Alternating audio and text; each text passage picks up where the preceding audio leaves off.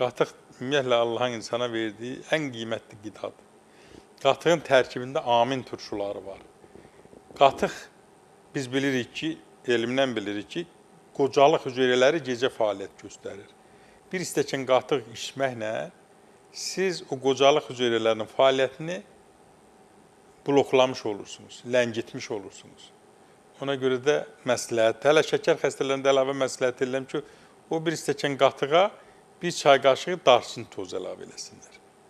O da xeyli dərəcədə şəkərin qanda miqdarını normallaşdırır və qatıq eyni zamanda yuxunu dərinləşdirir. Tərkibində bilirsiniz də qatığın amin turşularından başqa kalsi var. Uşaqlara mütləq hər zaman qatıq vermək lazımdır. Şor vermək lazımdır, pendir vermək lazımdır. Qatıq ancaq ən yuxarısındadır. Təbii, yaşlı adamlarda da qatıqla bərabər şora üstünlük verməlidirlər. Niyə? Çünki şorun tərkibində kalium var. Ürək əzələsini normal işlədir. Ayaqlarda, baldırlarda olan qıcolma ki var, o yığılır. Rus dilində sudurqa deyilir, qıcolma.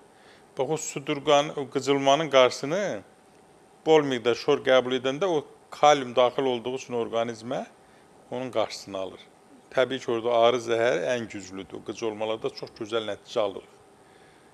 Çox gözəl nəticələr alırıq. Bundan başqa təbii ki,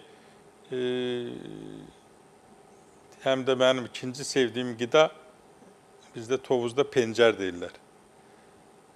Qaraxanda pencər pişirirlər. Nə ilə? Ispanaq, cincilim, nə isə doğrayırlar xırda, suda pörtlədirlər. İçinə də biraz düyü vururlar və mənim ikinci ən sevdiyim qidadır. Hər gün versələr yeyərəm.